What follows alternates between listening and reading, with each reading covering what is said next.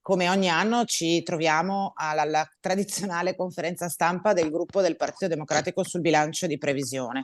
Quest'anno però affrontiamo questa fase di bilancio avendo ben presente la criticità che sta vivendo il nostro paese e anche la nostra regione, e che ci ha portato a convincerci che oggi serva un punto di svolta rispetto a quanto abbiamo vissuto finora. Da inizio legislatura, infatti, quindi da quel settembre 2020, è sostanzialmente cambiato il mondo attorno a noi. Abbiamo avuto la pandemia che ha fatto emergere criticità sociali ed economiche rilevanti, siamo stati travolti dalle guerre, siamo in piena crisi economica e ci sembra che l'incertezza sia ormai un elemento strutturale, non temporaneo, della nostra condizione. Ecco, noi siamo molto preoccupati perché vediamo che lo schema di bilancio che la giunta regionale ci sottopone è sempre sostanzialmente uguale a se stesso, fatto cioè di risposte inadeguate e di risorse insufficienti. Eh, il tema dell'autonomia, attorno a cui Zaia ha costruito tutta la sua, diciamo, carriera politica, anche questa volta sembra l'ennesima non risposta rispetto ai temi e le criticità che noi vediamo emergere, non soltanto perché quella in discussione in Parlamento è una proposta sostanzialmente priva di risorse aggiuntive per le regioni, ma anche perché siamo di fronte a criticità che non hanno una dimensione meramente organizzativa, che non possono essere risolte semplicemente con un trasferimento di competenze, ma serve invece una modifica dell'impianto del paradigma strutturale. La seconda cosa che ci preoccupa è che le due grandi scommesse dell'era Zaia, quelle su cui insomma il presidente aveva un po' caratterizzato il suo mandato, i suoi mandati, sono scommesse che sono, diciamo, non stanno andando come previsto, per usare un eufemismo, e mi riferisco alla Pedemontana, ancora non pienamente realizzata sul piano tecnico, ma anche che dal 2024 inizierà a pesare fortemente sul bilancio regionale, e l'altra la scommessa delle Olimpiadi, con la quale ha cominciato questa legislatura e che oggi non dico nulla perché sapete tutto meglio di me, però oggettivamente non sembra che sarà un evento all'altezza delle aspettative che il Presidente aveva riservato a questo avvenimento.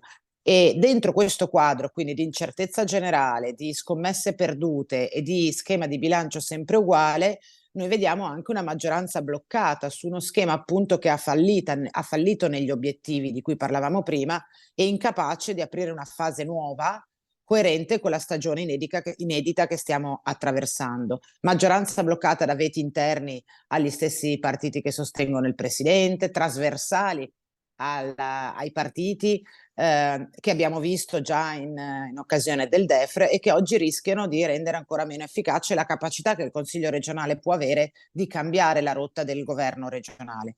Noi quest'anno, dunque, alla luce di tutte queste considerazioni, non proponiamo una semplice manovra emendativa. Noi chiediamo alla maggioranza di assumersi la responsabilità di cambiare l'agenda politica della Regione del Veneto e di costruire insieme a noi un nuovo elenco di priorità che non possono essere più ignorate da Zaia e dalla sua amministrazione.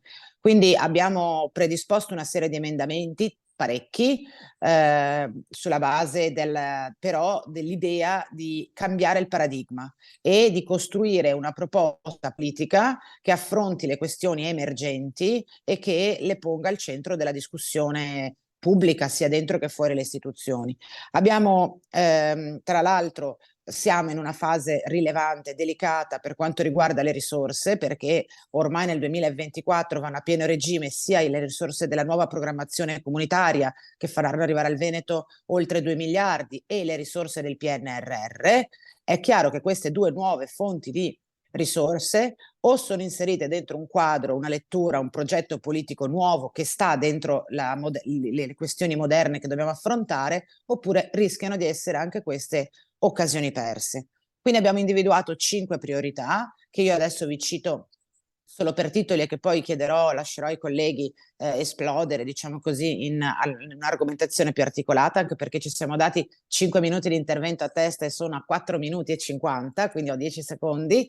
Cito solo le 5 priorità che noi abbiamo individuato e poi lascerò la parola ai colleghi per specificare perché abbiamo scelto queste priorità. La prima è certamente l'ambiente, con l'emergenza dei cambiamenti climatici. La seconda questione riguarda le giovani generazioni e la necessità di rendere la nostra regione attrattiva e terreno di opportunità per il futuro.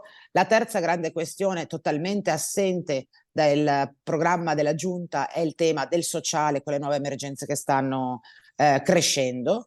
La quarta emergenza, diciamo ormai esplosa in tutta la sua evidenza anche ai cittadini del Veneto, è il tema sanitario legato al settore sanità. E infine un'altra questione che davvero sembra sempre esclusa dall'agenda politica di Zaia è il tema della legalità e della sicurezza, che invece a nostro avviso deve diventare cruciale perché rischia, se non arginato, di essere un fattore di danno vero all'economia oltre che alle comunità venete. Noi pensiamo che di fronte alla scarsità di risorse come quella che annuncia ogni volta, in ogni sessione di bilancio, l'assessore Calzavara, proprio di fronte alla scarsità di risorse bisogna fare delle scelte e indicare delle priorità. Noi abbiamo indicato le nostre 5, quindi la prima cosa è valutare se davvero non ci sono sprechi. Potrei citare il 1.000.000 di euro che ogni volta viene dato a Zaia per decidere cosa vuole fare lui, potrei citare i milioni di euro spesi per i grandi eventi, potremmo citare tutte le risorse spese per varie sagre e sagrette. Quindi noi diciamo, appunto, il punto è le risorse sono scarse, bisogna reindirizzarle verso alcune priorità e secondo noi le nostre priorità sono 5 e le abbiamo indicate. Secondo punto, la giustificazione che ogni volta ci viene data che la coperta è troppo corta e non si può fare tutto, è una giustificazione che a nostro giudizio non è più accettabile, perché di fronte alle cose di cui abbiamo parlato oggi, che non sono, diciamo, servizi così aggiuntivi, ma sono necessità, sono emergenze, se la coperta è troppo corta e non ci sono le risorse neppure cambiando le scelte, bisogna assumersi la responsabilità di trovare altre risorse.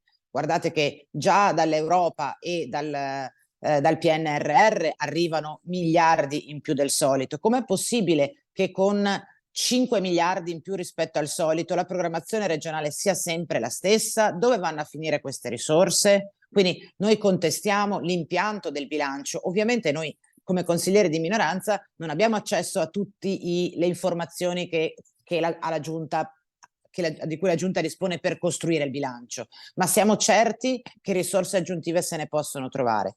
E infine, lo dico in chiusura, c'è la grande questione dell'addizionale IRPEF.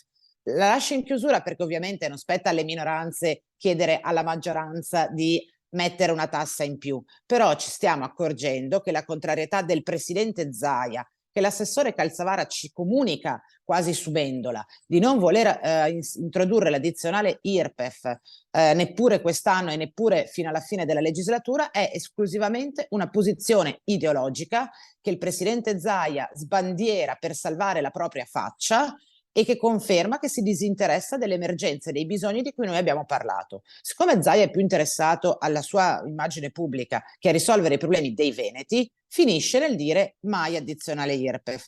In realtà i veneti, le mani nelle tasche per pagarsi i servizi che dovrebbero essere gratuiti e universali, già lo fanno, giusto per stare sui temi citati, i danni ambientali causati dei cambiamenti climatici, il caro affitti, il trasporto pubblico locale, le rette per accedere ai servizi sociali, tutto l'ambito della sanità, come diceva Anna Maria, delle liste d'attesa e dei servizi per la salute mentale, il costo dell'illegalità. I veneti, i soldi, chi può permetterselo, i veneti che possono permetterselo, i soldi per pagare queste cose qua, già li tirano fuori.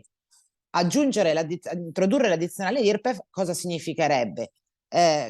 Dato che è un'addizionale progressiva e proporzionale al reddito, che questi servizi, anziché essere resi disponibili soltanto a chi può permetterseli, potrebbero essere realmente gratuiti ed universali.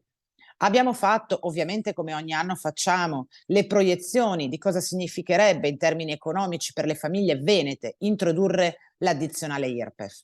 Vi cito solo 2 dati per stare su questi 100 milioni tra i 70 e i 100 milioni che a noi potrebbero servire per fare tutte le cose che ci siamo dette. Intanto la nostra proposta sarebbe quella di inserire l'addizionale IRPEF soltanto a chi guadagna più di 50.000 euro. E sapete quanti sono i contribuenti veneti che guadagnano più di 50.000 euro l'anno? Il 6,3% della popolazione. Cioè noi chiediamo di riflettere sulla possibilità di aumentare la tassazione per il 6% della popolazione veneta per erogare maggiori servizi a quel 93% di veneti che a quei servizi non ha accesso. E quanto sarebbe questa addizionale IRPEF? Abbiamo fatto alcune simulazioni, ad esempio un addizionale all'1% per i redditi superiori ai 50.000 euro, cioè per le persone che guadagnano, hanno un reddito mensile di superiore ai 6.000 euro. Quando diciamo reddito annuo superiore ai 50.000, stiamo parlando di persone che guadagnano al mese più di 6.000 euro. A queste persone che guadagnano al mese più di 6.000 euro, noi chiederemmo con un addizionale regionale dell'1% 21 euro al mese di contribuzione, per un totale di 250 euro all'anno. Cioè noi stiamo chiedendo a persone che guadagnano 70.000 euro in un anno di dedicare 250 euro per finanziare tutti questi servizi.